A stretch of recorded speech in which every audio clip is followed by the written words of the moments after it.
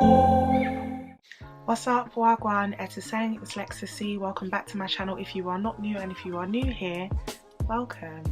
So today I'm finally going to answer those questions that you guys sent me on Instagram when I asked you for some questions for a Q&A. So we've got a Q&A to allow you guys to get to know me even better, even deeper, in even more detail, I guess. So before I start, obviously I'm going to tell you what I'm raving about. Today I'm raving about Locker Room TV.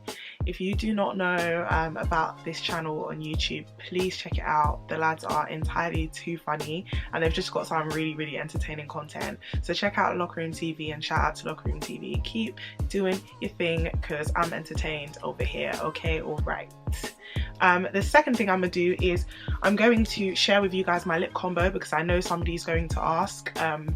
And yeah, if you had the same question, you may be wondering what it is that I am wearing. So essentially the first thing I have on my lips is a liner pencil. I think it's actually an eyeliner, but it is from Bourjois, as in Bourjois Paris.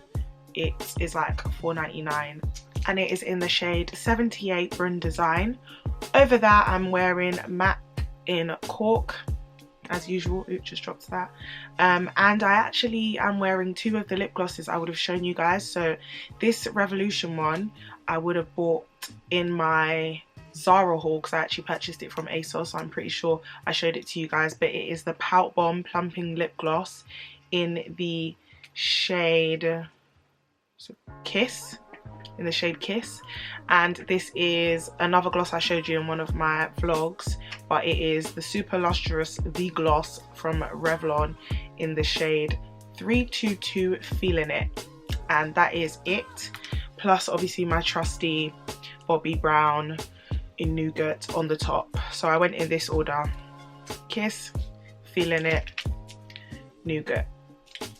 So that's my lip combo. Cool. So now we can get into the Q&A. So I'm actually going to read the questions on my iPad because you guys sent me hella questions. Like, I counted these and there's like 64. Okay, cool. So I'm going to answer as many as I can without making this too lengthy, and I'm going to try and mix it up. But yeah, I'm really going to try and answer you lots of questions because obviously you asked for a reason. So if I look down, it's because I'm looking at the iPad. So, oh, this is good. What are your autumn winter shoe staples? Here's a little weird thing. I like to wear trainers a lot. There was a point when that was pretty much all I was wearing. At the moment, I'm wearing Chucks, so I'm wearing my Comme des Garçons Converses, both of the shades that I have. So I've got a khaki colour, which I think is perfect for autumn winter, but now I also have a black pair. I had a navy pair, but it's tucked up from the flow up, so I don't wear that anymore. Other than that, a lot of what I wear in autumn winter is trainers. So I wear my white Air Force Ones. I also wear my Nike 97s, and I have some leather boots from Zara. So leather military boots are always an autumn winter staple, and all my other crep really. So that's the answer to that question. Another question is, what kind of brands / businesses would you love to collaborate with? To answer that question honestly and earnestly, the brands that I would work with, I guess, would align with what I enjoy and I guess my values as well. So anything that you've seen me avidly shout about or rave about on here, those are the brands that I would work with. But nobody like super specific. Not my brother messaging me in the middle of my video. Okay, I'm gonna turn the volume down. Cool. Speaking of my brother, somebody asked, would you and Denz, oh my god, somebody asked, would you and Denz ever have any guests on your podcast? If so, who would they be? So if you haven't already picked this up, or if you're new, then you won't know that I have a podcast with my brother. It's called Twin Podcast. Super cool, check it out. We have a YouTube channel as well as our actual streaming platforms that you can listen from. We have had a guest. We've had one guest, and this was last year. It was Kwaku Asante, the singer, and he was just an amazing guest. We had a great chat. We spoke about culture, we spoke about his musical journey, and yeah, that was a really good chat. If we could have any other guests, we've been trying to get our sister on there, but she don't want to come on, but that's a guest that we'd love to have. Whom else? I don't want to speak for Denzel, but a lot of our friends are really interesting people, so I would have any one of my mates on the podcast, and equally we're interested in a lot of other musical artists, so yeah. But we have had a guest on there, so shout out to Kweku Asante. This is, well, okay, I guess this is a question. It says, you seem like a natural in front of the camera, any tips? I'm just kind of a conversational person. I think when you first start YouTube, I don't know about like everybody else, but I can personally say at first, like sitting in front of the camera and talking is awkward, and I never found filming myself on Instagram awkward or like on Snapchat awkward, but I think that when you sit down to film, it just suddenly feels like there's an audience, even though there's dead ass and nobody in your room, but you get used to it. But also I've never really had stage fright or anything like that. I'm not really that person, so yeah, I am naturally, I guess, publicly confident. I'm going to answer this question because this is a very popular one. How did you become friends with Lisa, Mckay and Mckay? Also love your channel, thank you. I have different friendship journeys with Lisa, Mckay and Mckay. So I met Lisa when we were in primary school. We've been friends since we were like 7. But it's a really common question, I guess, because you probably see us together or hear us mention each other. So yeah, Lisa's like my long time best mate from when we were kids. So yeah, that's my girl from day dot. So that's how we met, and we've just been friends since. I met Mckay actually because how did I meet Mckay? Oh, I really loved Mckay just from afar. I didn't know how many mutuals we had until I realized that we had mutual friends, and we just got talking and we just hit off as we naturally would have, because we just got on really well. We met up and stuff and whatever. But yeah, and Mckay, I met Mckay at, I feel like I met Mckay at Lisa's event, Lisa's Film Collective event. Yeah, and again at this point I was already friends with Mckay and I had been friends with Lisa, so it just made sense. Mckay was, at the time when I met her, Mckay was a friend of a friend, if you get what I mean. But yeah, we've been friends since, and that's my girls. How do you find time to balance YouTube, a job and uni? I just do it. I honestly just do it. I think that as much as I don't give myself a lot of credit, I am quite an organized person, so when I know that I need to do something, I'll just do the things I need to do. I tend to write a lot down, so my notes section in my phone is full of to-do lists, and I use the reminders section to make sure that I'm doing things.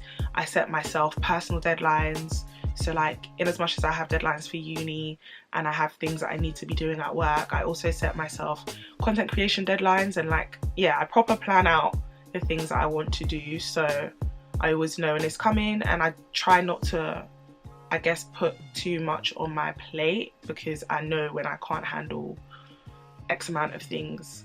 I think I do at this stage know how to say, nah, that's too much. What keeps you going if you think a video is not doing as well as you'd hoped? My friends and my support system. Like, honestly speaking, I think I have a lot of conversations with my best friend about what I stand to gain from the things that I do, and I frequently will be like, oh, you know, this isn't gonna bang, blah blah, and they just motivate me to just stop being in my head about things. But also I remember why I started YouTube in the first place. I started my channel to share my gems, so it's not so much about numbers. Obviously numbers are important, and when you put yourself out there it can be disheartening if you feel like people aren't taking you in, but when I remember the overall reason why I started my channel, like, there's nothing not to be motivated by. Like, I have to keep going because nobody forced me. Literally, I wanted to be able to have a place where I can share the things that I'm always being asked and always happy to answer. So that's why you started this, so we gotta continue, you know what I mean? Just pull myself up. What made you want to start YouTube? That's basically the answer to that question. I wanted to share my gems, so I wanted to be able to have one set place where you could get most of the answers to questions you might ask me on, but also like I'm a very creative person. I always have been, so I liked the idea that I'd be able to sit and edit my videos and like make things look how I want them to look, and yeah, just be able to channel my creativity into something. Did you set yourself a target amount of subscribers you wanted in a year? That's a good question. So considering I started my channel at the beginning of this year, so literally at the beginning of 2020, I didn't actually have like a set number of subscribers. I was like, yeah, by the end of the year I'll have like X amount of subscribers, but I definitely have more subscribers than I imagined. There was a point early on in the first lockdown when I was like, oh yeah, like, you know, if I get like 100 subscribers a month, like just jejely going, then, you know, like I'll be good by the end of the year type of thing. And then it just kind of did its own thing.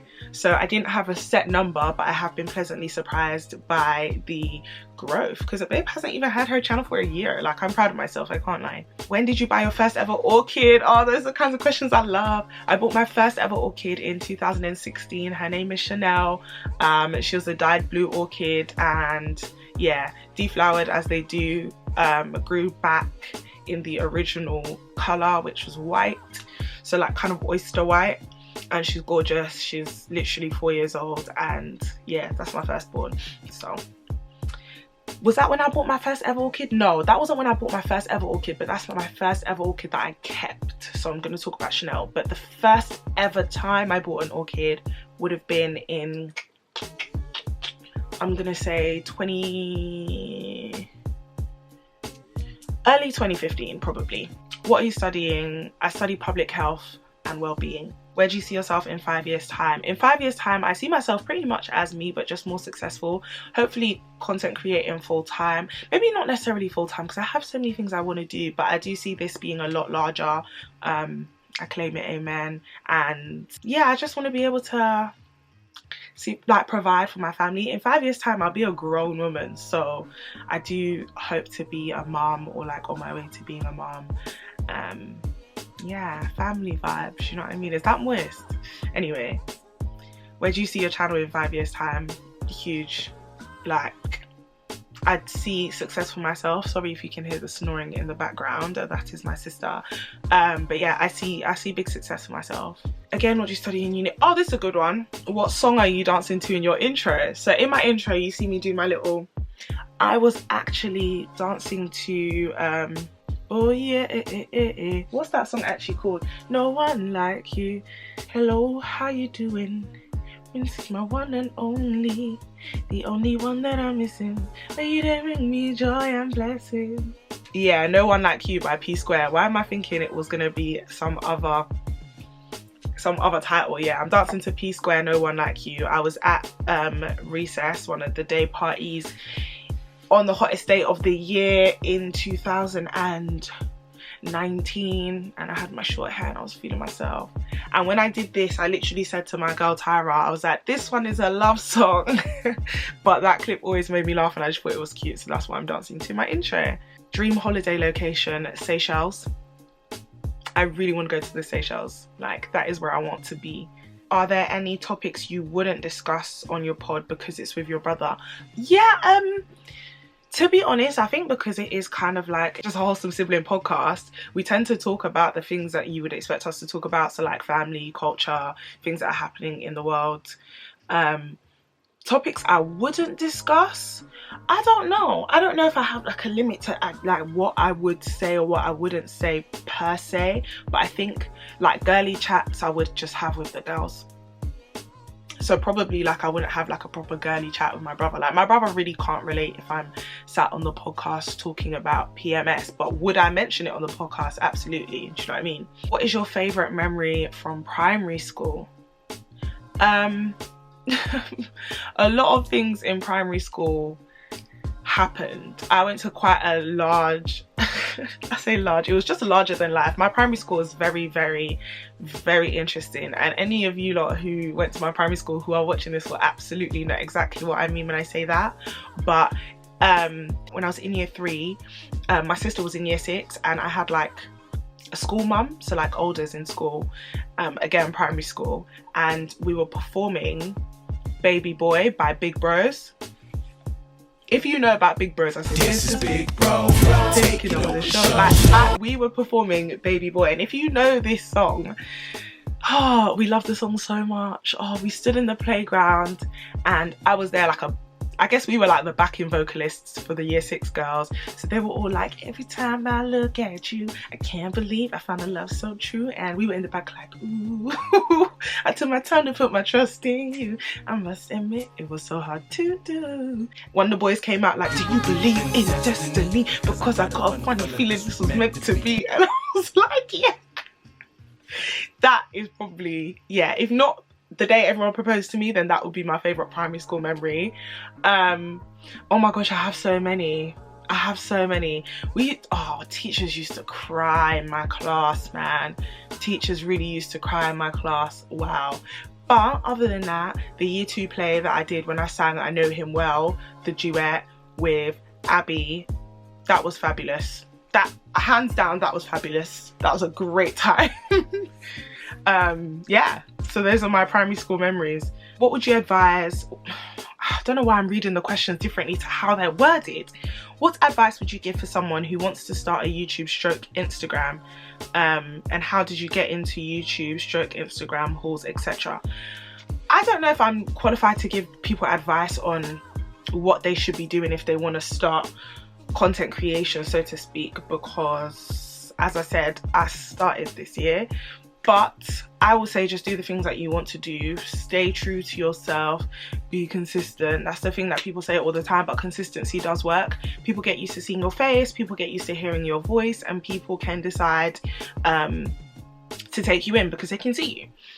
I think don't stress yourself. Don't worry about numbers too much. Your vibe will attract your tribe. And yeah, like, authenticity wins all the time.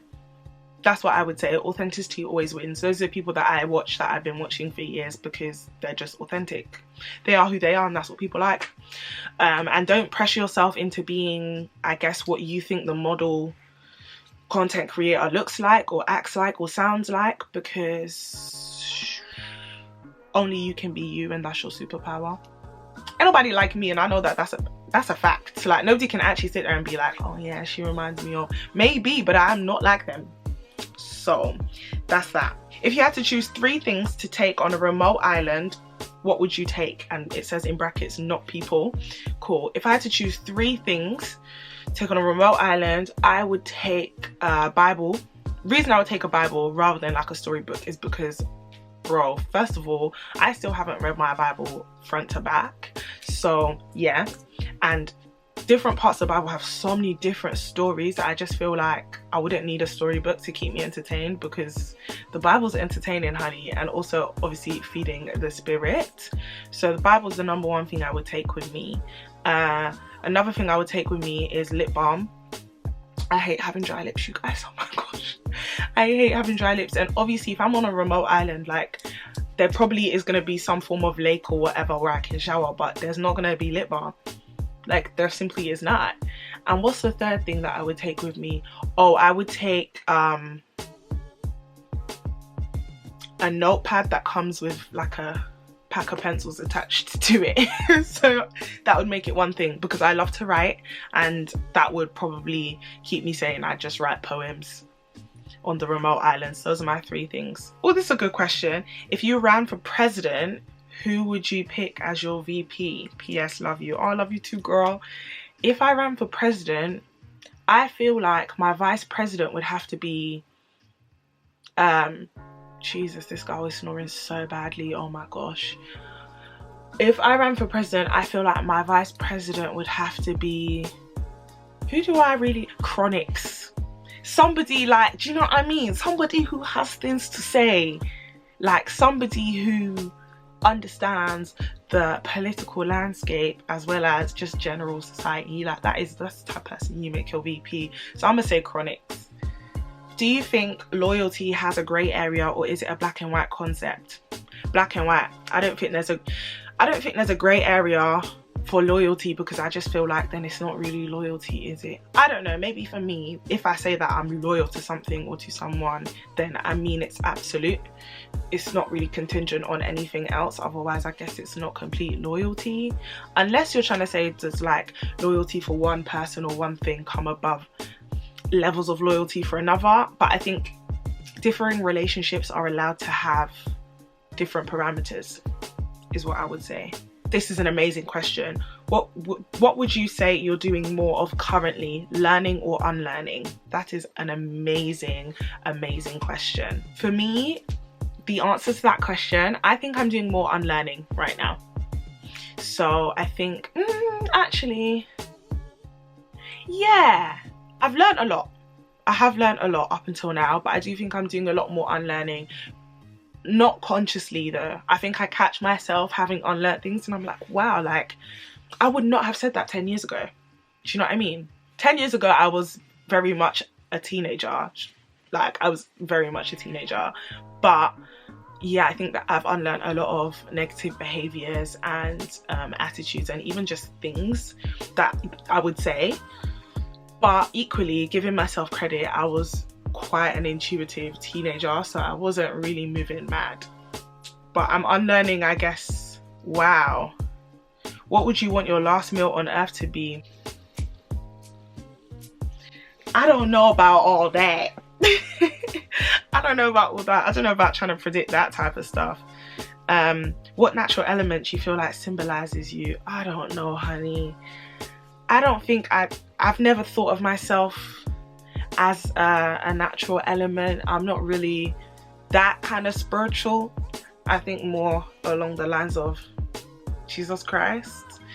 But if I don't know, natural element do I feel like symbolizes me, as in like earth, wind or fire?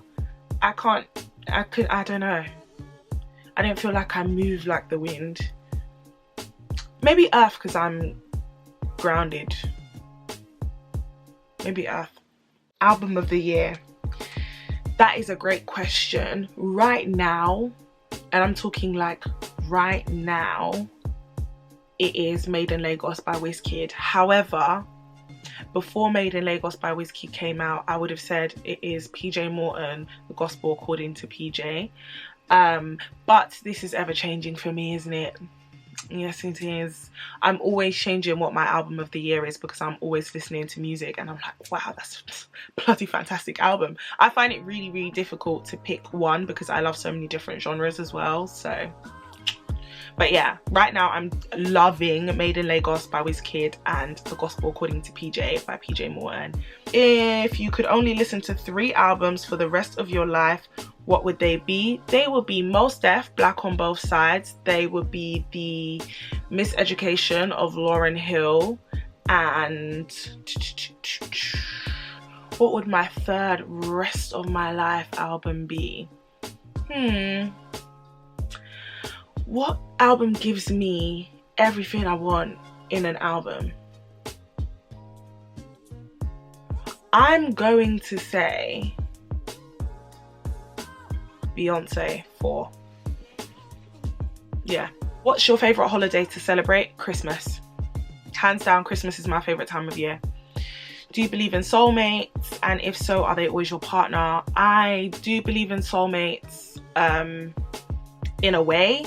I don't think they're always your partner. I think you can have like friendship soulmates, and I do think that you can have more than one. What's a foreign language you would want to learn? I would want to perfect French. I can understand it when people don't speak it so quickly. And I can speak it conversationally very minimally, but I'd want to like perfect French. I speak English and I speak Twi, my mother's tongue. If you could only listen to one genre of music, what would it be? I find that question really hard to answer right this second. I would say Afrobeats, but a week ago I would have said hip hop, and 2 weeks ago I would have said R&B. I like music a lot. How do you feel about plastic surgery? So lips, breast, bum. To be honest, I don't really have a feeling towards plastic surgery. I wouldn't get it, but that's just because I feel like I would be the one person to get it and something mad will happen to me. So I'm not really on that. Furthermore, I just feel like I don't genuinely find that there's anything that I would change about myself. And I think that, yeah, like, took some time but I wouldn't surgically change anything about myself. But as for like, if other people want to do it, I don't think that has anything to do with me, so I don't truly have many views on it. Just be safe, do your research. What is your love language? Quality time, physical touch. Those are my top 2 love languages. So I'm a huggy, touchy kind of person. Like, I like affection, physical affection, and I love quality time. It's the quality of the time. Like, I'm not going to sit here and cap. My friends call me, no warning, that's my vibe, talk to me, FaceTime me, do you know what I mean, be in my space. I'm not saying I don't like being alone, I can do that too, but when I'm in the mood to be loved on by my friends, then yeah, quality time, physical touch. If you could eat one Ghanaian dish for the rest of your life, what would it be? Probably do you know what, yeah, this is gonna just be so raggo because it's not but I could eat it all the time. Like, I could eat it yam and chofi, you know. If not yam and chofi, then benku. I could probably eat benku every day. I don't eat benku every day, but I probably could. But yam and meko, like, or yam with shito and chofi, or even just with tilapia. Like, I like fried yam a lot.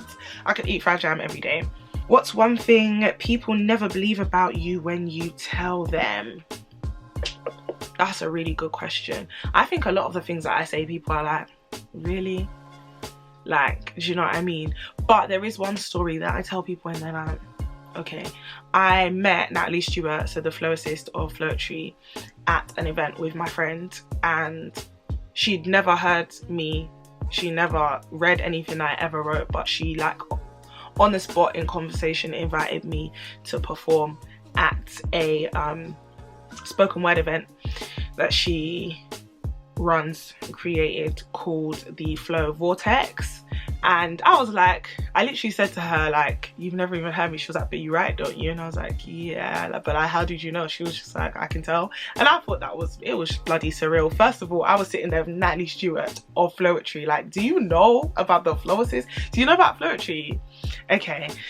Anyway, but as somebody who was always into poetry from young and into music and neo soul, I was sitting there with like an idol, and she's looked at me and she's told me, yeah, I know you're a writer, I can tell. And I'm just like, sis, yes.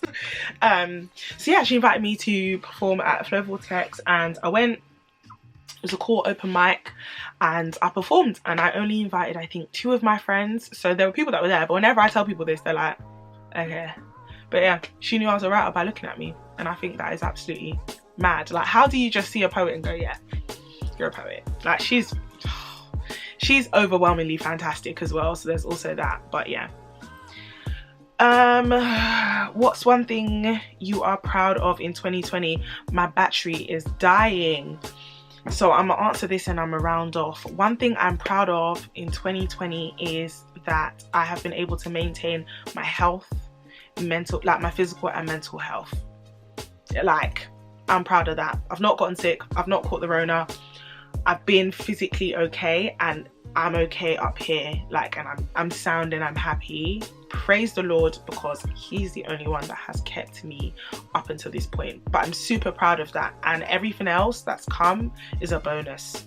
The content creation, the following, it's a bonus. It's just an added thing that I've been able to achieve. But I'm also proud that I bought myself a Dior saddle, because I damn well deserve that. Okay, all right. But yeah, guys, I gotta go because my battery is flashing off. Thank you guys for watching. I hope you enjoyed it. I hope you really got to know me, and I hope we can do another one soon. There's still another 35 questions to go, so I might do a part 2 and hopefully with one of my mates. But yeah, I'll see you guys in my next one. Bye.